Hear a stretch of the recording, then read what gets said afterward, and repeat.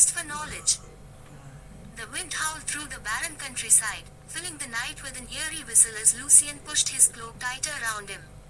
Shadows played tricks on the road, dancing in front of him as if alive, flickering in the pale light of the moon. The journey had been long and unforgiving, but for a magus as resolute as Lucian, discomfort was a triviality. He had come this far for a purpose, and nothing, not hunger, nor cold, nor weariness, would deter him. The destination was a monastery, perched upon a cliff like a black sentinel against the night sky. Hidden from the world, shrouded in secrecy, it was said to hold forbidden texts, scrolls and tablets that had been buried from prying eyes for centuries. These were records that whispered secrets of cosmic powers, knowledge of realms and bindings, and truths that had awaited even the most dedicated seekers. Lucian had heard rumors that within these ancient walls lay an answer to the question that had haunted him for years. Why, he murmured to himself as he approached the massive wooden gates, even in the Bible, did the Father let the Son suffer? Quote, the Garden of Gethsemane. The name alone sent chills down Lucian's spine, a place soaked in history and in mystery. The agony of Jesus, his desperate prayer, unanswered as he awaited his fate. It was this moment, the singular instance of divine silence, that Lucian could not reconcile. What power could bind even a god, to witness suffering and remain still? The gates opened with a heavy creak, and Lucian found himself face to face with a gaunt figure clad in a tattered brown robe. The man's eyes were deep, almost haunting, as if he could see through flesh and bone, straight into the soul. Lucian straightened, feeling the weight of the man's gaze. Welcome, seeker, the monk greeted him, his voice like gravel scraping over stone. You have come for knowledge. But be warned, knowledge here is not given freely. It exacts a price. Quote. Lucian nodded, enthused. I know the cost. I am prepared to pay it. Quote. The monk's lips curled in what could have been a smile, though it held no warmth. Then come. The abbot awaits. Quote.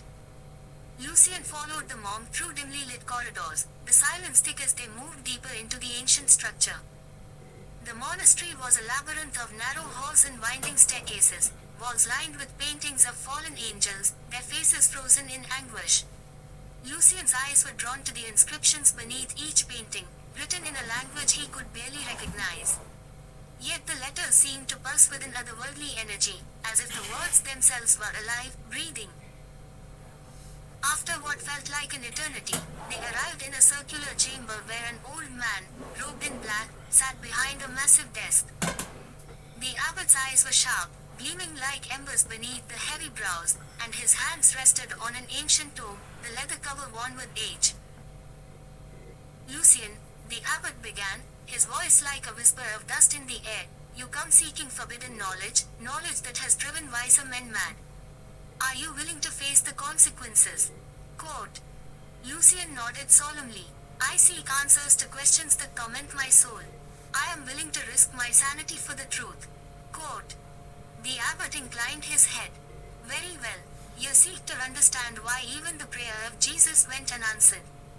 To understand that, you must look beyond the mortal coil and into realms of binding and betrayal. He reached for a small, gilded key on his desk and gestured toward a locked door on the far wall. Within these walls lie the tablets of Gethsemane. They are said to contain secrets that have been buried since the fall of the first angel and the imprisonment of Satan upon this very earth. But I must warn you, he paused, his gaze searing into Lucian's, what you find may not bring you peace. In fact, it may leave you forever altered. Quote. Lucian felt a chill pass through him but forced himself to meet the abbot's gaze. My soul yearns for truth, abbot. Whatever the cost. Quote. The abbot nodded and turned the key, opening the door to reveal a staircase descending into darkness. Lucian took a torch from the wall, its flickering flame casting shadows that danced like phantoms, as he began his descent. As he reached the bottom, the air grew thick, laced with the scent of dust and decay. The chamber was massive, carved out of stone, and in its center lay a pedestal upon which rested two massive tablets. The tablets of Gethsemane. Their surfaces were inscribed with symbols and letters that glowed faintly, as though lit from within. Lucian's hands trembled as he approached, his heart pounding in his chest. He reached out, fingers grazing the cold stone, and a surge of energy rippled through him, almost knocking him to his knees. The symbols blurred and reformed before his eyes, their meaning uncoiling in his mind like a serpent whispering ancient truths. He began to read. In the beginning, the light cast the fallen one from the heavens. But not all powers were bound, and in the deepest void, a pact was forged, a binding that would chain the mighty and silence even the cries of the innocent. For the one cast down was held not merely by power, but by will, for the chains that hold the fallen are not of iron, but of choice.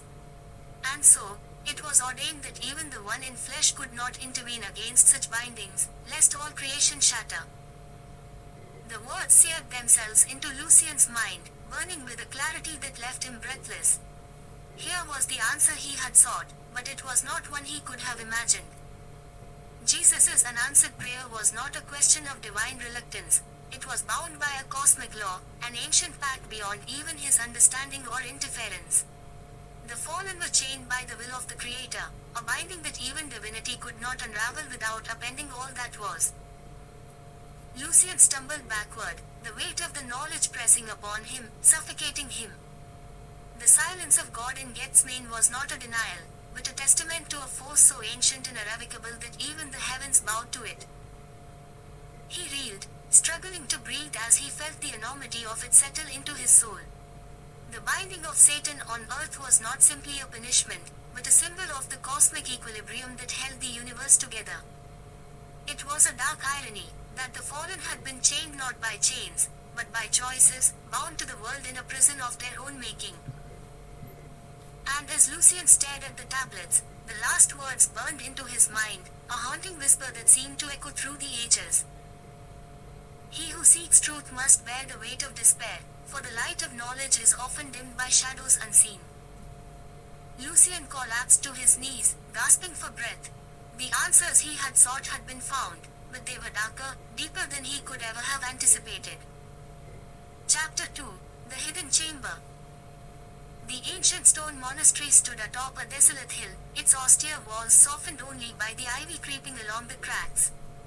Lucian gazed up at it, his pulse quickening as he took in the towering, stone structure that had withstood centuries of time and erosion. The mist clung to the stone, curling and shifting as though it hid secrets of its own. He knew the chamber he sought lay within, concealed below the earth, sealed away from prying eyes. As he approached, an elderly monk in humble robes greeted him, his face weathered but his eyes sharp. Without a word, he gestured for Lucian to follow, and together they made their way into the monastery's main hall. Lucian could feel the history echoing around him. There was a sense of something sacred here, an energy that made the air feel heavy with ancient knowledge. "Brother Amen," Lucian said softly, breaking the silence.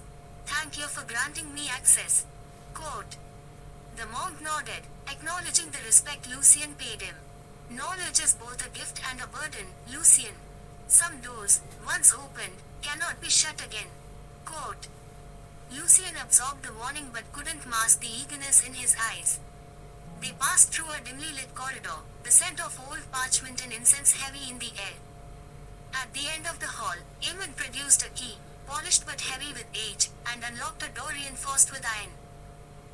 Inside, a staircase wound down into darkness. Amen held a lantern, its faint light casting shadows on the stone walls as they descended deeper into the monastery. The chill intensified, and the distant sound of dripping water echoed through the stone chambers. Lucian's mind raced. His research hinted at relics here that predated known history, artifacts that could unravel mysteries scholars had only dreamed of. At the bottom of the steps, a large stone door, intricately carved with symbols, blocked their path. Some symbols he recognized as ancient forms of protection, but others were foreign to him, curving and spiraling in ways that suggested meanings beyond words. "This is it," Amen murmured. He pressed his hand against the stone door and began a quiet chant in a language Lucian didn't recognize. Slowly, the stone creaked, as if awakening from a long slumber. Dust rained from above as the door groaned open, revealing the darkness within. Lucian's heart raced as he stepped into the chamber, the dim glow of the lantern illuminating ancient shelves lined with relics. Some were broken and weathered by time, while others gleamed as if untouched. At the center of the chamber, atop a stone pedestal, lay a set of tablets, covered in runes and symbols from a language older than any Lucian had encountered. He approached slowly, drawn to them with a reverence he had rarely felt. Each tablet was roughly hewn, its surface marked with symbols that seemed to shift under the flickering light. They didn't resemble any language he had seen, not even the ancient dialects he had spent years studying. As he ran his fingers over the cold stone, he could feel the energy radiating from them. These were more than artifacts. They were remnants of something powerful, perhaps even sacred. Be cautious, Lucian, Amon's voice broke through his concentration. These relics are not meant to be tampered with. The language they hold is one of power, older than any human tongue. Its secrets have lain dormant for centuries, sealed away for a reason. Quote. Lucian heard the warning, but he could not pull himself away. His thirst for knowledge, his desire to uncover mysteries, was stronger than any fear he might have felt. He imagined the possibilities, what these symbols could reveal about ancient civilizations, lost knowledge, even the origins of mankind. Knowledge of this magnitude could change everything. Ignoring Amon's wary gaze, Lucian traced the first line of symbols, his fingers following the delicate grooves. As he did, a low hum filled the air. The chamber seemed to pulse with energy, a vibration that made the walls feel alive. The symbols began to glow faintly, casting eerie, shifting shadows across the walls. Lucian, stop! Amon's voice was sharp, almost desperate. But Lucian was transfixed. The glow intensified, and the hum grew louder. Lucian could feel the power beneath his fingertips, something old and potent responding to his touch. A vision flickered in his mind, images of ancient cities, towering mountains, and strange creatures long extinct.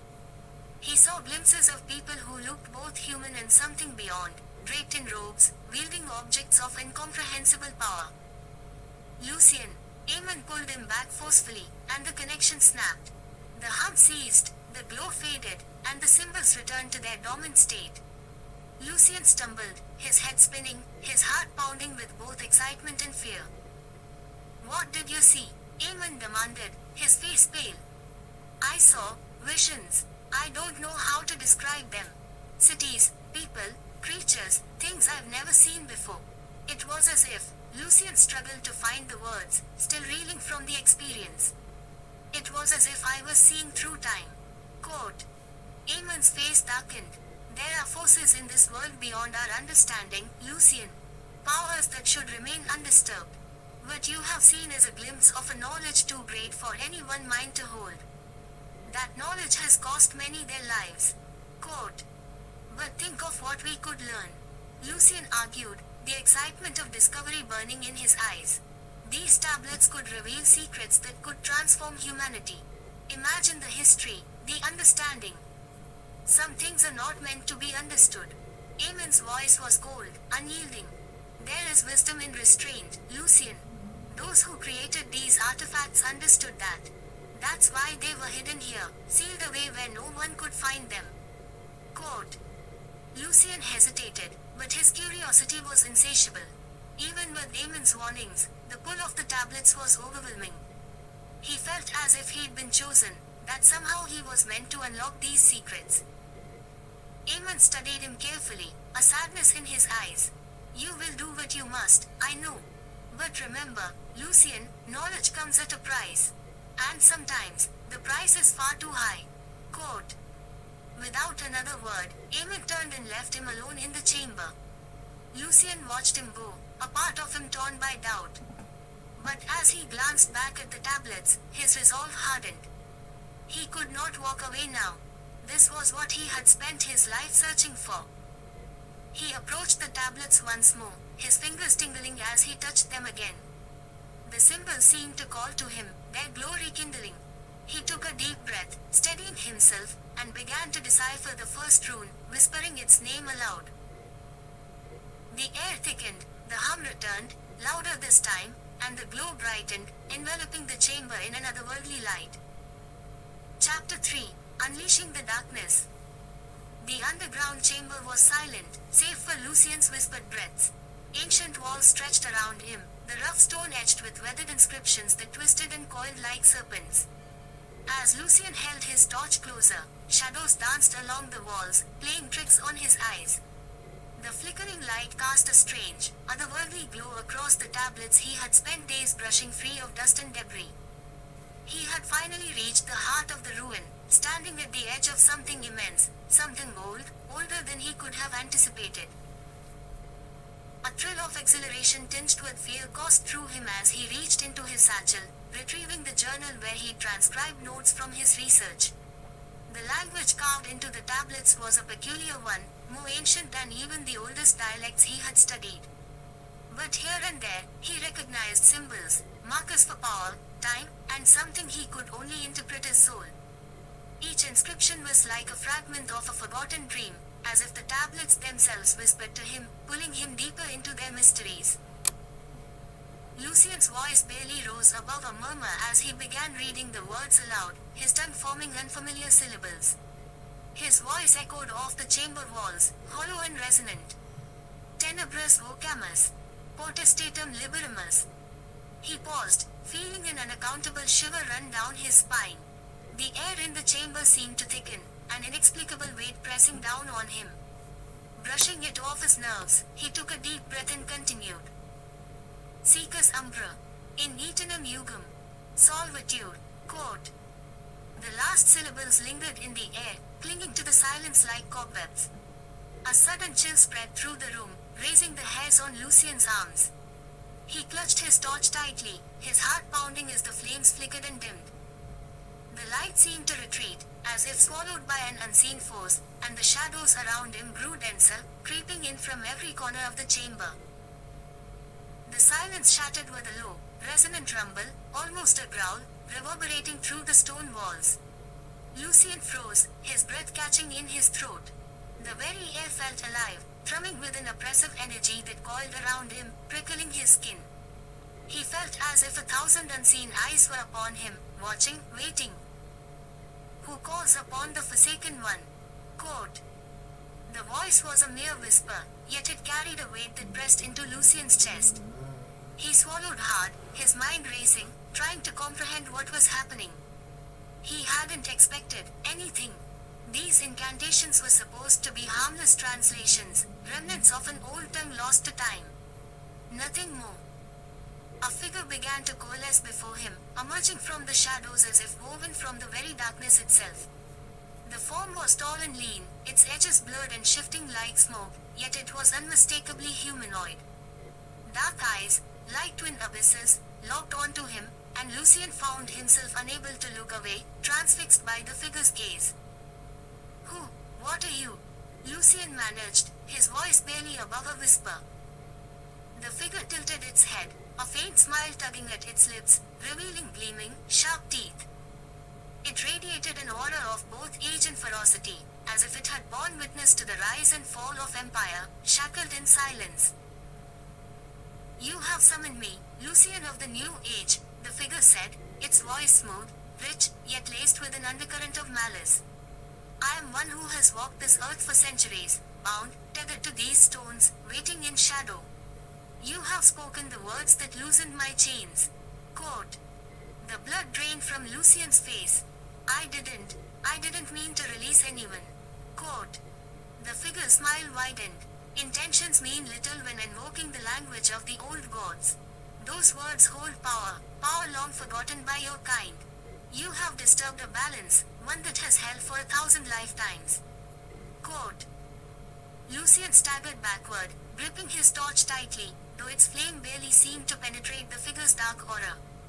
Who are you? He asked, forcing himself to steady his voice. The figure's eyes gleamed, hollow and ancient, as if they contained fragments of the past. I am many things, a traveler, a shadow, a memory made flesh. But to you, I am merely the bound one, condemned to this place by your ancestors. Quote. Bound, Lucian echoed, glancing nervously at the tablets. Why were you bound here? Quote.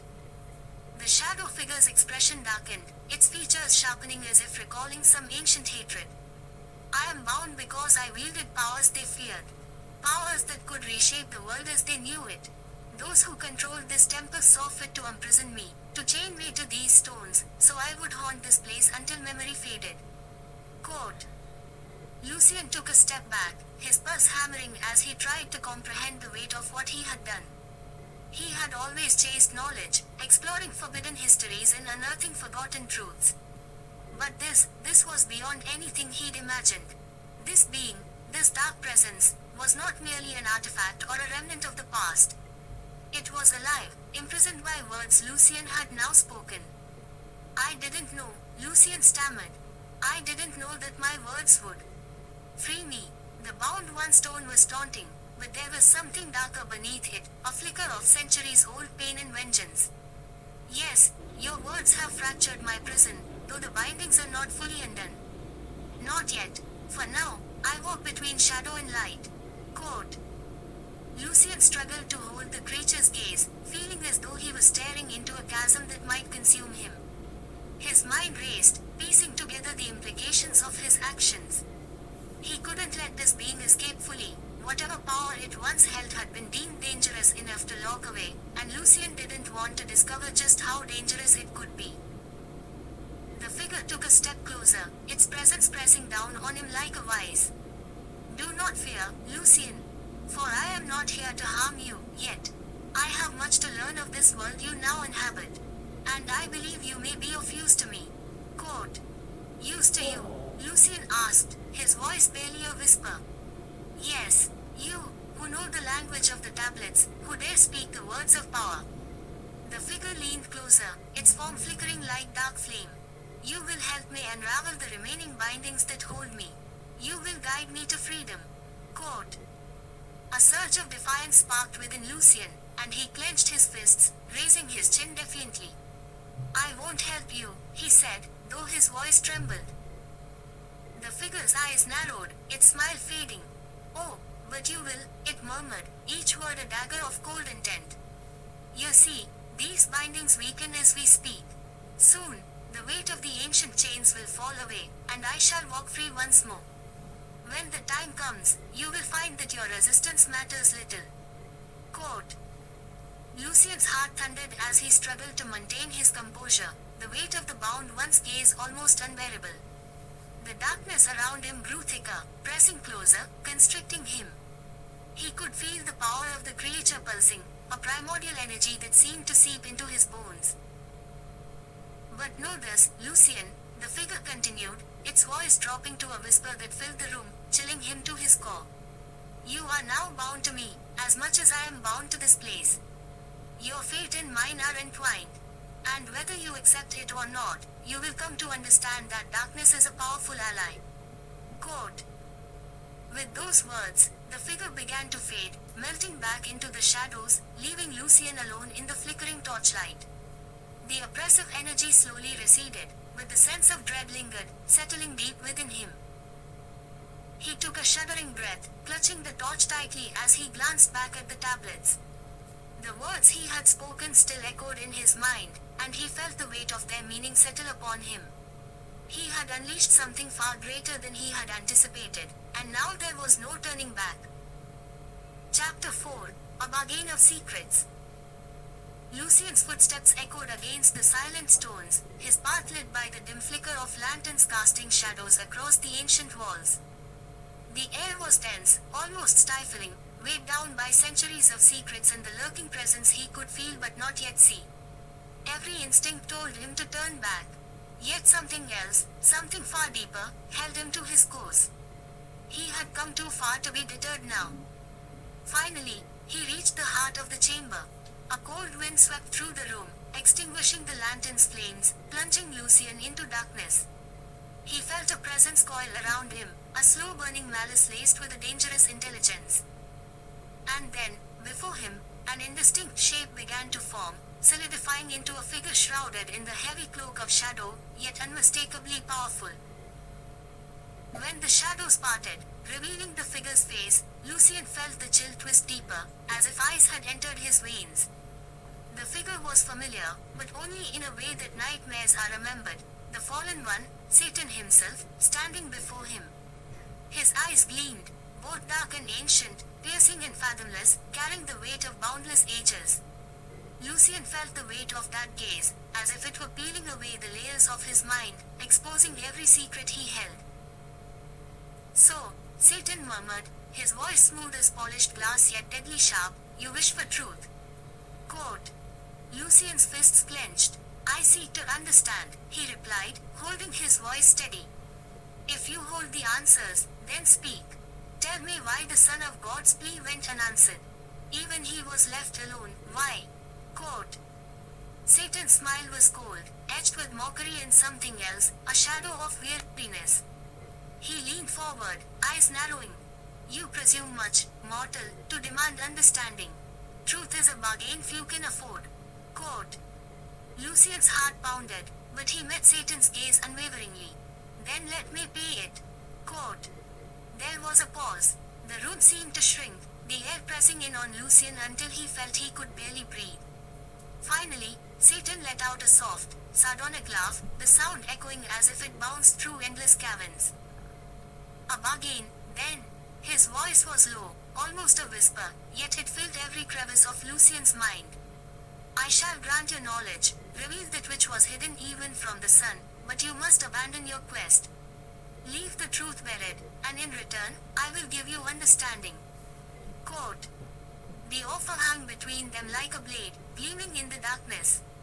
Lucian felt a strange lure to it, a temptation so visceral it took every ounce of will to resist.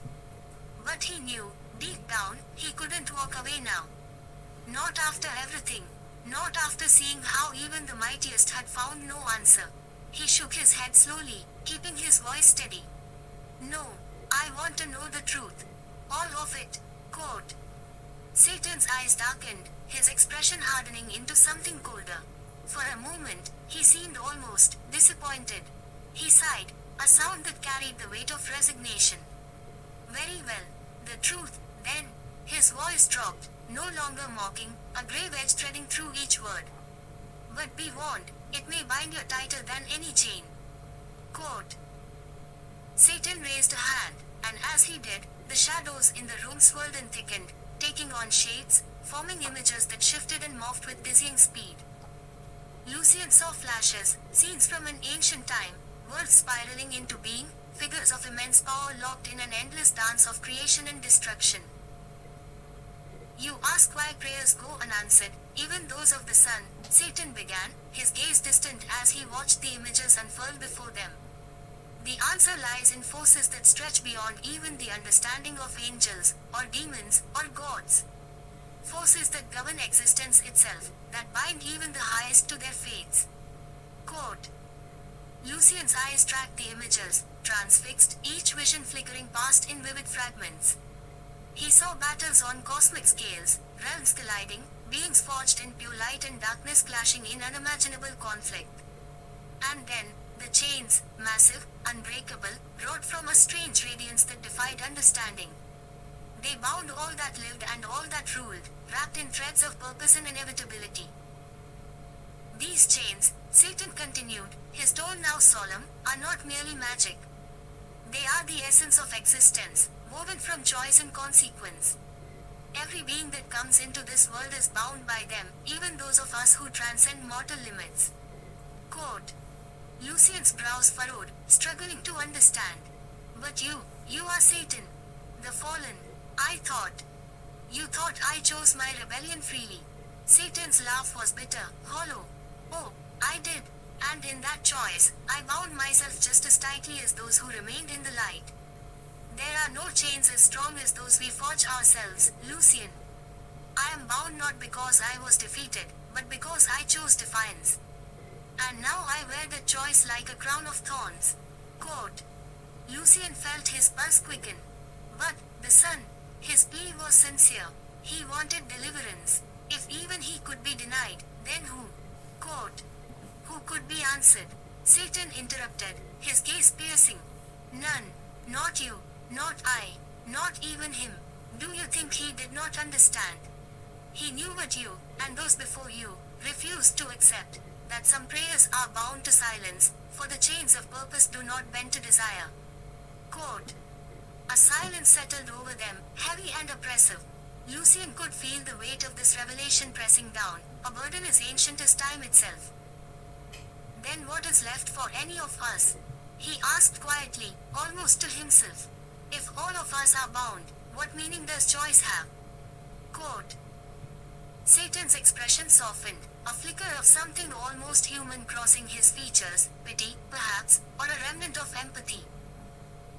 Meaning is not bestowed by fate, Lucian, he said, his voice softer now, almost a whisper. It is forged in defiance of it. Every choice you make carves a path through the darkness, creating meaning in a world that does not grant it freely. Even knowing what I know, I chose rebellion because I believed it was better to fight than to bow.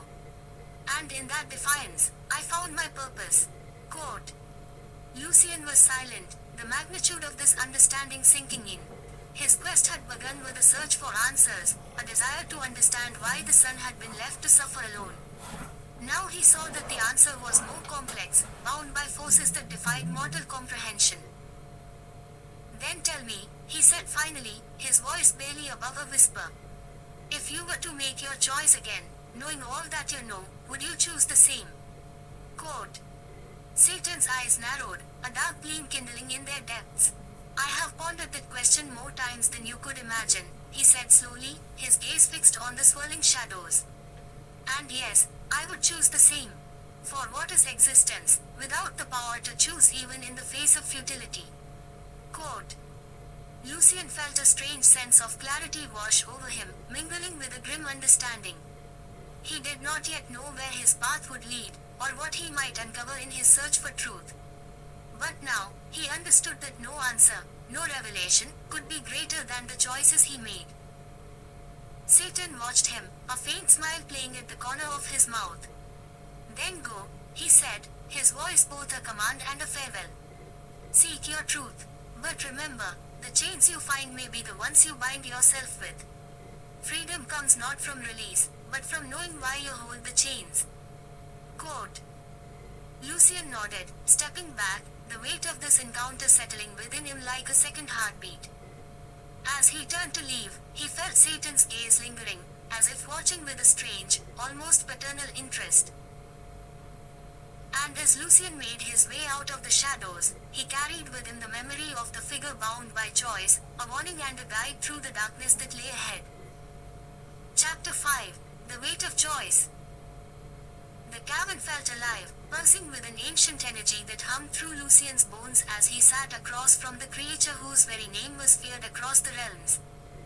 Satan's crimson eyes glowed with a mixture of pity and curiosity, as if probing the unformed thoughts in Lucian's mind, waiting for something to click into place. Magic. Satan's voice was like velvet draped over steel, commanding yet strangely gentle. You think true power lies in magic? He chuckled, a sound that sent chills through the empty halls. That is the illusion, Lucian. It's what the desperate cling to. True power, real, unbreakable power, lies in choice. Quote. Lucian shifted uncomfortably on the cold stone floor, his gaze dropping to the flickering shadows cast by Satan's figure.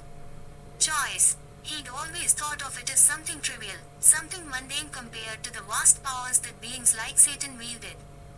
But he felt something stir within him, a faint curiosity or, perhaps, a deep-rooted fear.